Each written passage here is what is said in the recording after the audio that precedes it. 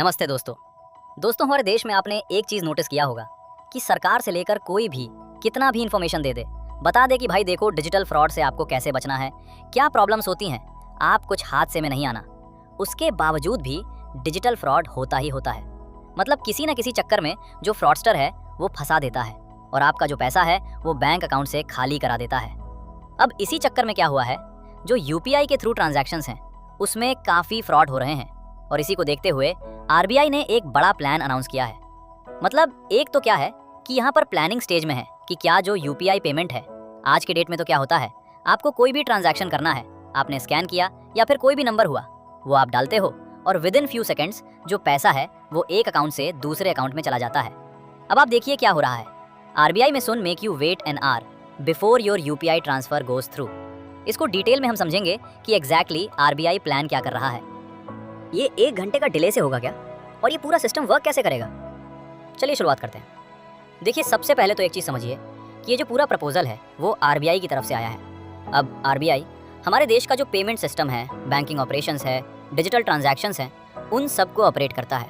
और यूपीआई अगर आप देखोगे ये ऑपरेट किया जाता है national payment corporation of India के द्वारा, एनपीसीआई के द्वारा, लेकिन उसके ऊपर आरबीआई का सुपरविजन होता है। अब क्वेश्चन ये है कि यूपीआई इतना मैटर क्यों करता है? देखो यूपीआई के बारे में तो आप सब जानते हो, रियल टाइम पेमेंट सिस्टम होता है 24/7। कभी भी किसी भी अकाउंट में अगर आपको पैसा ट्रांसफ़र करना है, हाँ इसमें लिमिट होती है कि अगर आप पैसा एक अकाउंट से दूसरे अकाउंट में ट्रांसफ़र करना चाहते हो तो आई थिंक 1 लाख की है, और अगर आप क्रेडिट कार्ड का बिल पेमेंट या फिर कुछ और चीज़ें करना चाहते हो तो उसमें लिमिट ज़्यादा है, 5 लाख तक है। इस तरह से चीज़ें हैं, राइट। और पैसा सबसे इंपॉर्टेंट, यूपीआई की खास बात यह है कि ये फंड ट्रांसफ़र एकदम इंस्टेंट हो जाता है। कोई भी फैसिलिटी आपको कहीं देखने को नहीं मिलेगी ऐसी, और इसका कॉस्ट भी कुछ भी नहीं है।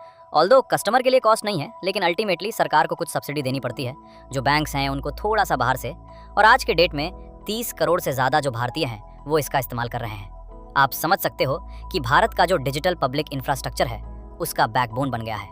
लेकिन सबसे इंपॉर्टेंट फीचर इसका यह है कि it is instant and E reversible.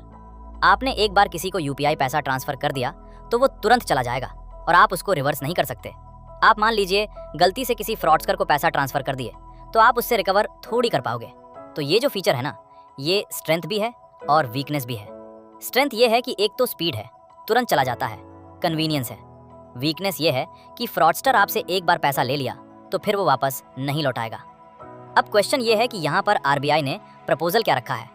देखो अभी करंट सिस्टम क्या है, चाहे आपको 10,000 ट्रांसफ़र करना हो, 50,000 करना हो, 80,000 करना हो, 5 रुपए करना हो, कितना भी करना हो, ये कुछ ही सेकंड्स में चला जाता है पैसा। लेकिन अब यहाँ पर आरबीआई ये कह रही है कि जो हाई वैल्यू के ट्रांजैक्शंस होंगे, मतलब लिमिट होगा कि 10,000 रुपए के ऊपर के जितने भी ट्रांजैक्शंस होंगे, तो मान लीजिए आपने किसी को 15,000 रुपए ट्रांसफ़र किया, ठीक है, तो 15,000 रुपए जो है वो आपके अकाउंट से डेबिट तो हो जाएगा, आपके अकाउंट से पैसा कट जाएगा। लेकिन जिसको क्रेडिट होना है, जिस पर्सन के अकाउंट में जाना है, उसको तुरंत क्रेडिट नहीं होगा। अभी तो क्या है, तुरंत पैसा चला जाता है, लेकिन उसको तुरंत क्रेडिट नहीं होगा।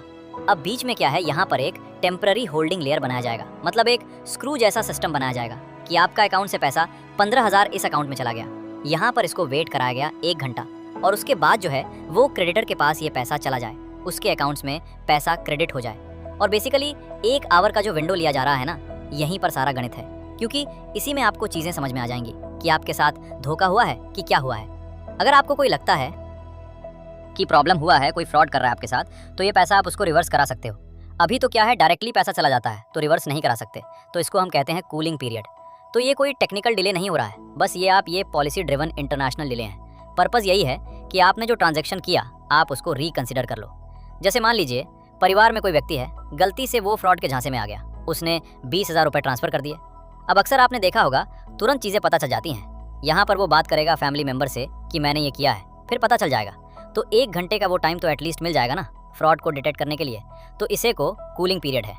अच्छा, यहाँ पर आरबीआई का जो मकसद है ना, लॉजिक है, वो इकोनॉमिक और बिहेवियरल लॉजिक है।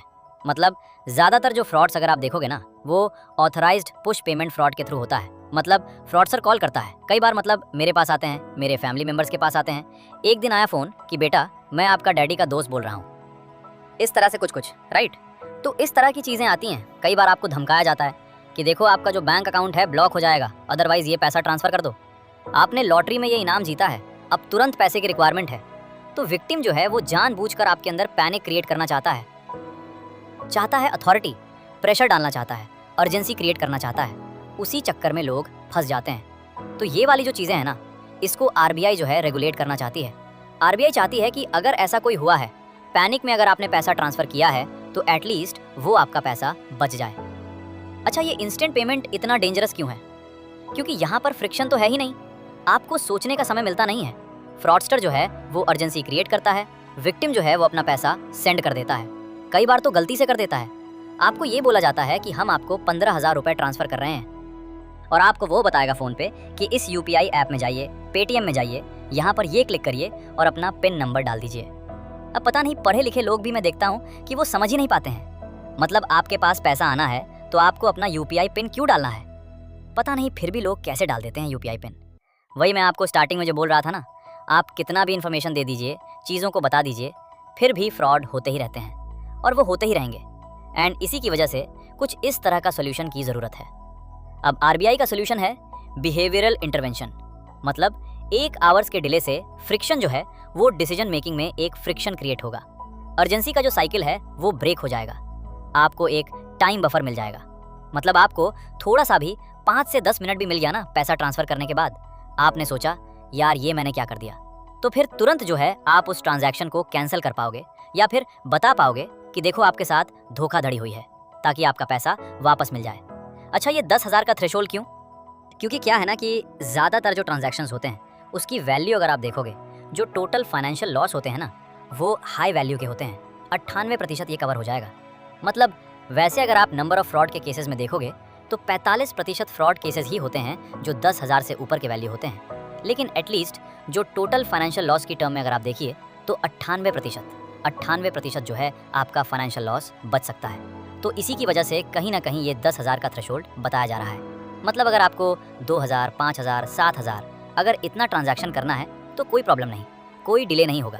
लेकिन यहाँ पर अगर आपका 10,000 से ऊपर का ट्रांजैक्शन करना है तो डिले हो सकता है। अभी भी ध्यान रखिएगा, ये पॉलिसी स्टेज में है, अगर इसको अभी तक इम्प्लीमेंट नहीं किया गया है।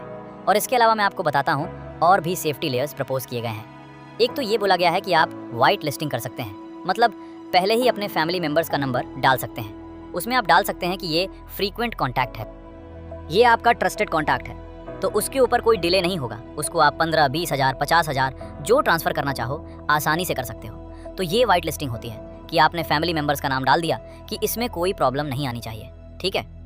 फिर सीनियर सिटीजन्स के लिए प्रोटेक्शन, जो 70 एंड अबव ईयर्स के पर्सन्स हैं उनको एक्स्ट्रा वेरिफिकेशन करना होगा, ताकि क्योंकि अक्सर जो फ्रॉड होता है वो सीनियर सिटीजन्स के साथ काफ़ी देखने को मिलता है। तो यहाँ पर पॉसिबली हो सकता है थर्ड पार्टी अप्रूवल हो, उनके जो बेटा बेटी हैं वो यहाँ पर अप्रूव करें तभी वो ट्रांजैक्शन हो। तो इस तरह की भी प्रोटेक्शन सोचा जा रहा है। और इसके अलावा किल स्विच का मतलब जैसे ही आपको लगता है कि आपके अकाउंट से पैसा चुराया जा रहा है, जैसे होता है ना कि आपका पिन नंबर ले लिया गया, सब कुछ ले लिया, और जो आपका फ्रॉड है, फ्रॉडस्टर है, वो आपके अकाउंट से पैसा निकाले जा रहा है 10,000, 15,000, 20,000, तो उस समय एक बटन होना चाहिए किल स्विच करके, कि जैसे ही आप क्लिक करो आपके सारे जो डिजिटल ट्रांजैक्शंस हैं वो फ्रीज हो जाएं, वो कोई चुरा ना पाए। तो इस तरह की भी चीज़ें होनी चाहिए। रिस्क बेस्ड मॉनिटरिंग, मतलब बैंक के ऊपर भी जिम्मेदारी होगी कि जो कभी अनयूजुअल पैटर्न है, मान लो एक अकाउंट है उसमें महीने में 2 बार ट्रांजैक्शन होता है, अब अचानक एक ही दिन में 10 ट्रांजैक्शन हो गया, तो तुरंत बैंक के पास अलर्ट जाना चाहिए कि ये हो रहा है, कुछ गड़बड़ी हो रही है यहाँ पर। तो इस तरह का मॉनिटरिंग जो है वो बैंकों को करना चाहिए। अब इसका एडवांटेज क्या है? देखो, एडवांटेज तो कहीं है, जैसे कि फ्रॉड हम रोक सकते हैं सिस्टम लेवल पर, ट्रस्ट होगा, मतलब कि जो कॉन्फिडेंस है डिजिटल पेमेंट पर, उस पर लोगों का भरोसा उठेगा। अभी भी बहुत से लोग हैं जो कतराते हैं। फिर इसके अलावा लो कॉस्ट इंटरवेंशन है, कोई बहुत आपको चेंजेस की ज़रूरत नहीं, बिहेवियरियल करेक्शन यहाँ पर किया जा रहा है। लेकिन इसके अलावा कई चैलेंजेस भी हैं और क्रिटिसिज्म भी है। सबसे पहला है कि यूपीआई का जो मेन मकसद था ना, वही अंडरमाइन हो जाएगा। यूपीआई मतलब क्या? इंस्टेंट, तुरंत आपका पेमेंट जाना चाहिए। अब यहाँ पर तो क्या हो रहा है, अगर 1 घंटे का डिले हो रहा है तो कहीं ना कहीं यूपीआई का जो प्रोग्रेस है वो स्लो हो सकता है। फिर बिजनेस इकोसिस्टम काफ़ी इम्पैक्ट हो सकता है। जो स्मॉल मर्चेंट्स वगैरह हैं जिनको पेमेंट चाहिए होता है इमीडिएट सेटलमेंट के लिए, अब वो ये थोड़ी वेट करेंगे 1 घंटा। मान लो आप किसी शॉप पर जा रहे हो, आपने सामान ले लिया और आप उसको कहो कि भाई ये घंटे बाद क्रेडिट होगा, तो कैसे चीज़ें चलेंगी? तो बड़ा बिजनेस को इम्पैक्ट हो सकता है। जो फ्रॉडस्टर हैं वो, देखो फ्रॉडस्टर तो क्या है, कुछ ना कुछ तरीका निकाल ही लेंगे। मतलब वो यहाँ पर ये कह देंगे फ़ोन करके कि मेरा नंबर जो है वो वाइट लिस्ट में डाल दो, ऐसा भी, और लोग कर भी देते हैं, तो फ्रॉडस्टर कुछ ना कुछ इसमें भी निकालने की कोशिश करेंगे। फिर ऑपरेशनल कॉम्प्लेक्सिटी भी तो है। बैंक को अपना होल्डिंग इंफ्रास्ट्रक्चर चाहिए होगा, रियल टाइम फ्रॉड डिटेक्शन चाहिए होगा, और इसके अलावा फाइनेंशियल इंक्लूजन का भी कंसर्न है। रूरल एरियाज में स्पेशली जो है, लोगों को समझने में थोड़ा दिक्कत आ सकती है। जो ट्रस्ट है यूपीआई के ऊपर वो जा सकता है। तो फाइनेंशियल इंक्लूजन जो मकसद के तौर पर आया था यूपीआई जो है, वो अंडरमाइंड हो सकता है। इनफैक्ट अगर आप ग्लोबल कंपैरिजन देखोगे ना, तो ग्लोबली भी कुछ इसी प्रकार का मेजर एग्जिस्ट करता है। जैसे यूके के अंदर फर्स्ट टाइम पेमेंट जो है आप तुरंत नहीं कर पाओगे, आपको डिले होता है। जैसे एनईएफटी वगैरह आपने किया होगा अगर ट्रांजैक्शन, तो उसमें देखा होगा कि तुरंत नहीं होता, उसमें आधे घंटे का डिले होता है। फिर 24 आवर्स के बाद ही आप 50,000 से ऊपर के ट्रांजैक्शन कर सकते हो। तो इस तरह की चीज़ें लगाई जाती हैं। वो यूके के अंदर है, यूरोपियन यूनियन में बाकी भी जो यूरोप के कंट्रीज़ हैं वहाँ पर भी स्ट्रॉन्ग कंज्यूमर ऑथेंटिकेशन चाहिए होता है। सिंगापुर में भी कूलिंग ऑफ पीरियड होता है न्यू पीस के लिए। तो भारत भी कहीं ना कहीं ग्लोबल एंटी फ्रॉड ट्रेंड की तरफ आगे बढ़ रहा है ताकि फ्रॉड को कम किया जा सके। अच्छा, जाने से पहले मैं आपको और कुछ बता दूं कि यूपीआई के 10 साल इस साल होने जा रहे हैं। जी हाँ, 2016 में यूपीआई इंप्लीमेंट हुआ था, और मतलब क्या ज़बरदस्त प्रोग्रेस रहा। मुझे नहीं लगता कि भारत में कोई ऐसी पॉलिसी आई हो, कोई ऐसा ट्रेंड आया हो जो इतना सक्सेस हुआ हो। जस्ट इमेजिन 2016 में जब ये स्टार्ट हुआ था, 17.86 मिलियन मतलब 18 मिलियन ट्रांजैक्शन हुए थे। इसकी वैल्यू कितनी थी? सिर्फ 6,952 करोड़। आपको पता, आज के डेट में 218 बिलियन ट्रांजैक्शन नाट।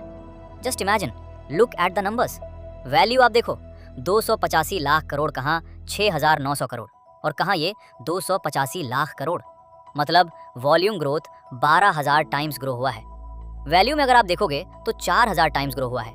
मतलब यूपीआई सिर्फ ग्रो नहीं किया है, ये एक्सप्लोड हुआ है, स्पेशली कोविड के दौरान। यहाँ पर आप देख सकते हो जो 2016 से 17 में कितना ट्रांजैक्शन था, और 2019 से 20 के बाद से आप देखोगे ना, तो गजब का प्रोग्रेस हुआ है। स्पेशली कोविड के समय लोगों ने यूपीआई को काफ़ी अपनाया है। अच्छा, ग्लोबल सिग्निफिकेंस भी समझिए। दुनिया भर में जितना भी रियल टाइम पेमेंट होता है ना, उसका 50% अकेले भारत करता है। और यूपीआई तो आज के डेट में यूएई, सिंगापुर, फ्रांस, हर जगह फैल रहा है। इसकी वजह से यूपीआई अब एक global digital public infrastructure model के तौर पर सामने आ रहा है। इसको आप कंपेयर कर सकते हैं वीज़ा और मास्टर कार्ड से। जैसे हम कहते हैं ना, दुनिया को के ऊपर पकड़ है वीज़ा और मास्टर कार्ड की, कुछ वैसा ही पकड़ आप धीरे धीरे यूपीआई बना रहा है। कंक्लूजन ये निकलता है कि आरबीआई ने जो प्रपोजल किया, ये कोई जस्ट पेमेंट रिफॉर्म नहीं है, बट एक शिफ्ट है डिजिटल गवर्नेंस फिलॉसफी की तरफ, कि टेक्नोलॉजी से आप सिर्फ फ्रॉड को सॉल्व नहीं कर सकते हैं, ह्यूमन बिहेवियर को भी आपको एड्रेस करना पड़ेगा। और ये एक हावर का जो डिले आरबीआई लाने जा रही है, अब कब तक आएगा नहीं पता, लेकिन अभी तो ये प्रपोज किया गया है। आई होप आप समझ गए होंगे।